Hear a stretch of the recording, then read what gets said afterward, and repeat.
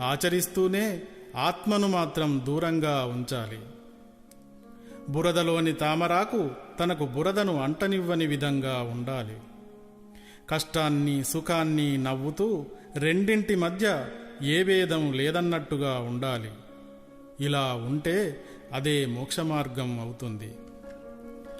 ఇలా శాస్త్రం వేదం చెప్పిన ధర్మ అర్థ కామ మోక్షాలను సరిగ్గా పాటించిన వ్యక్తి ధర్మరాజు.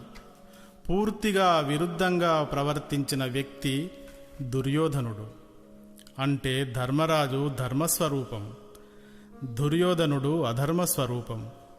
ఈ రెండూ ఎల్లవేళలా ఒకదాని స్థానాన్ని ఒకటి ఆక్రమించడానికి ప్రయత్నిస్తూనే ఉంటాయి. ఆ ప్రయత్నంలో జరిగిందే కురుక్షేత్ర యుద్ధం.